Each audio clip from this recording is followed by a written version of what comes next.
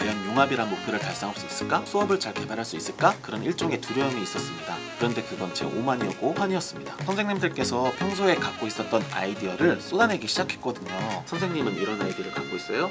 이건 제 생각이랑 비슷한데요. 과학과 지리가 결합된 에너지 제로 마을 만들기, 국어, 윤리, 예술이 결합된 윤리적 딜레마를 담은 영화 제작하기. 과연 게임을 완성할 수 있을까? 지금 학생들에게 너무 큰 부담을 지어주는 것은 아닐까? 결국 선생님들이 깊이 개입해야 할까? 그런 고민들이 많았습니다. 다른 선생님들과 일정을 조율하기도 굉장히 어렵습니다. 쉽지 않은 일이었습니다. 저처럼 깜짝 놀랄 경험을 하실 수 있을 겁니다.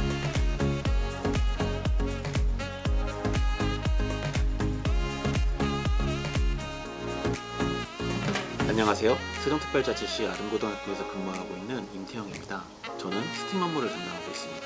처음 스팀 업무를 맡았을 때는 굉장히 어려웠어요. 스팀이라는 것에 대해서 많이 듣기는 했지만 이것을 실제로 어떻게 구현되어야 되는지 잘 알지 못했거든요. 특히 저와 같은 중등학교 선생님들은 각 학과별로 나눠져 있어서 자신이 전공이 아닌 것은 잘 모를 수 있을 가능성이 아주 높습니다. 저 또한 그랬고요. 그래서 저는 한국과학창의재단 홈페이지와 과학이 좋아지는 스팀과 같은 홍보용 책자들, 그리고 우수 수업 사례들을 연구함으로써 스팀은 무엇이고 수업은 어떻게 만들면 되겠다라는 감을 잡을 수 있었습니다. 특히 도움이 많이 되었던 것은 로버트 미셸 루트번스타인 부부가 쓴 생각의 탄생이라는 책이었습니다. 인간이 어떻게 사고하는지에 대해서 다양한 사례와 연구를 들어서 종합적으로 제시하고 있습니다. 사고에 대해서 13가지로 나누어서 제시하고 있는데요. 만약 융합 수업에 관심이 많다면 이 책을 반드시 읽어보시길 추천드립니다. 수많은 인사이트 중에서 가장 마음에 들었던 것은 어떤 교과 선생님들이 그 교과에서 추구하는 목표가 있다고 할 때 그 목표가 어떤 사고 기제에 해당하는지를 확인할 수 있었고, 이것들을 통해서 어떻게 하면 좋은 융합 수업을 만들 수 있을지에 대해서 인사이트를 얻을 수 있었기 때문에 굉장히 좋은 책이라고 생각합니다. 아직도 스팀 수업을 잘 모르는 학생들이 많습니다. 따라서 수준 높은 학생들을 모집하고 학부모들의 지원을 이끌어내며 교사들의 참여를 유도하기 위해 로스 알라모스 프로젝트라는 이름으로 브랜딩을 하였습니다. 로스 알라모스 연구소에서 따왔는데요. 아시다시피 로스 알라모스 연구소는 2차 세계대전 당시 리차드 파인만을 비롯한 최고의 천재 과학자들이 모여서 수많은 프로젝트를 진행한 것으로 유명합니다. 가장 유명한 프로젝트는 맨하튼 프로젝트이고요. 융합을 이용한 수소폭탄도 여기서 개발하였습니다. 따라서 융합이라는 키워드와 성장과 연구라는 상징으로 적합하다고 판단하여 이렇게 브랜딩을 하였습니다. 다른 모든 수업처럼 스팀 수업에서도 가장 중요한 것은 교사입니다.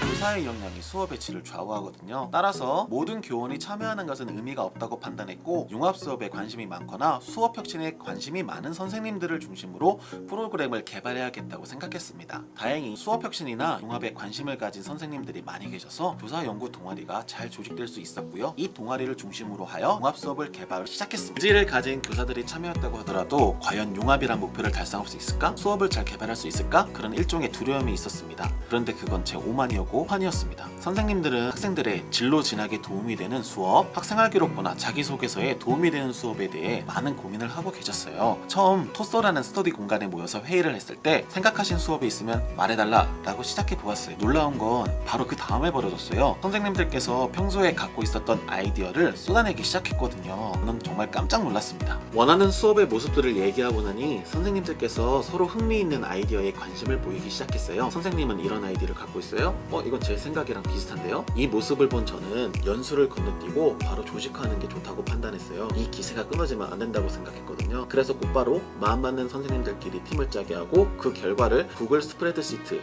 노션이라는 프로그램에 공유하기로 했어요. 이런 생산성 프로그램은 공동 프로젝트를 할 때 매우 유용합니다. 그 후로 바쁜 와중에도 틈틈이 만나 2달 동안 6번의 회의를 거쳐서 4개의 수업을 개발하는 데 성공했습니다. 개발된 4개의 수업은 다음과 같습니다. 과학과 지리가 결합된 에너지 제로 마을 만들기, 국어, 윤리, 예술이 결합된 윤리적 딜레마를 담은 영화 제작하기, 과학과 음악과 미술, 그리고 유아교육이 결합된 가중지능 이론과 감각을 활용한 교재 교구 개발하기, 그리고 영어, 사회, 역사, 수학이 결합한 동북아 국제정치 보드게임 만들기였습니다. 이렇게 개발된 수업을 가지고 캠프를 진행했고요. 학생들의 높은 관심 속에 총 70명의 학생이 끝까지 참여하여 수업을 이수하였습니다. 그럼 구체적으로 동북아 국제정치 보드게임 만들기를 통해 어떻게 수업을 구성하였는지 소개하겠습니다. 융합된 과목은 사회 내용이 포함된 역사, 수학, 영어였습니다. 수업의 목표는 현대 동북아시아 국제정치를 체험해보는 보드게임을 만드는 것이어 이를 통해 영문 자료를 해석하고 현대 동북아시아 외교관계사를 알며 국제관계에서 외교정책 결정 요인이 무엇인지 분석하고 보드게임을 설계하는 과정에서 수학적 사고력과 논리력을 기르는 것을 목표로 삼았습니다. 실제 수업을 해보니 생각보다 어려웠습니다. 아무리 선발한 학생들이라고 하더라도 학생들마다 능력의 편차는 존재했거든요. 모집한 학생들에 대한 자세한 정보가 없었기 때문에 어떤 과제를 누구에게 할당하느냐가 문제가 되었어요. 다행히 스팀 심화 연수에서 한 예종에서 하는 프로젝트에 대해서 배울 수 있었는데 어차피 사람들의 능력은 다르지만 하드캐리하는 사람들이 꼭 있다. 그들에게 적절하게 권한을 분배하면 혼자서 다 하는 것이 아니라 조원들에게 과제를 분배하고 프로젝트를 완성시키더라 라는 것을 배웠어요. 그 소리를 듣자마자 무릎을 탁 쳤습니다. 실제 수업을 진행하다 보면 특출나게 잘하는 친구들이 있었거든요. 그런데 그런 친구들은 하나의 분야에서만 잘하는 것이 아니라 처음 접하는 분야도 빠른 적응력으로 훌륭하게 과제를 수행하는 것을 관찰했습니다. 관찰을 토대로 바로 조직 재구성에 들어갔고요. 특출난 능력을 보였던 6명을 팀장으로 임명하고 각 팀에서 해야만 하는 과제를 부여했어요. 그랬더니 각 팀별로 만들어야 하는 카드들, 계산해야 되는 팩터들이 도출되었고요. 그렇게 게임을 개발 중에 있고 80%의 진척 상황을 보이고 있습니다. 연말까지는 완전히 게임 개발에 성공할 것 같습니다. 수업을 하면서 가장 좋았던 것은 동료 선생님들의 열정을 확인하는 것, 그리고 그 선생님들이 가진 아이디어, 어빌리티, 애티튜드 등을 배울 수 있어서 너무 좋았어요. 저도 제가 부족하다는 것을 알고 다른 선생님들께 배움을 구하고 싶지만 교직의 특성상 다른 선생님들의 수업이나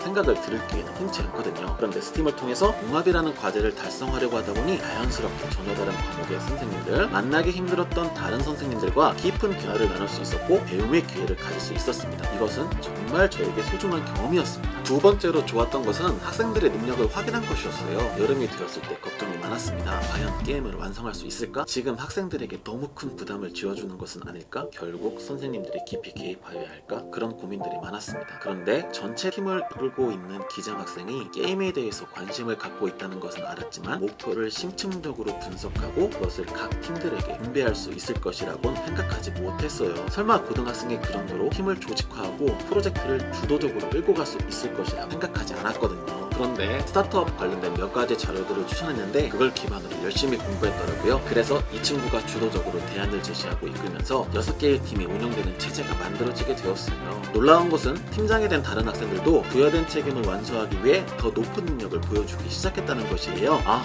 이게 정말 새롭구나, 하면 되는구나, 정말 무한한 가능성을 갖춘 학생들이 있구나 하는 것을 발견했다는 것이 가장 큰 성과였습니다. 수업을 하면서 어려웠던 점은 아무래도 고등학교이다 보니까 수업에 대한 부담이 컸던 점입니다. 요즘 수업은 단순히 강의만 해서 되는 것이 아니라 수행평가와 같이 다양한 경험들을 할 수 있도록 조직해야 되거든요. 그리고 그러한 활동들을 끝없이 관찰하고 관찰한 것을 기록하고 정리를 해야 됩니다. 모든 반에서 이와 같은 기록을 진행해야 되는데 거기에 각종 공문도 날라오고 생활지도도 참여하고 상담도 진행해야 되는 것 같이 업무들이 정말 많습니다. 바쁜 다른 선생님들과 일정을 조율하기도 굉장히 어렵습니다. 그런데 이렇게 일정을 조율하고 사고까지 공유해가면서 수업을 개발한다는 것은 쉽지 않은 일이었습니다. 이런 많은 부담에도 불구하고 선생님들이 적극적으로 참여해 주시고 학생들도 즐겁게 수업하는 모습을 보면서 매우 뿌듯했습니다. 팀 업무를 맡으셨다면 동료 선생님들과 협업을 해야 한다는 것이 가장 큰 스트레스일 것입니다. 이 업무를 진행하기 위해서는 골을 설정하고 이 골에 동의하는 선생님을 모집하는 게 제일 중요합니다. 선생님들은 관심사가 모두 다르기 때문에 모두가 참여한다는 것은 반발을 불러올 가능성이 큽니다. 그런데 놓치지 말아야 할 것은 모든 선생님들은 크던 작던 수업에 대한 관심을 갖고 있고 학생들에 대한 애정을 갖고 있다는 점입니다. 따라서 같은 방향을 가진 다른 선생님들이 서로가 만나서 조직화될 수 있도록 조력한다면 저처럼 깜짝 놀랄 경험을 하실 수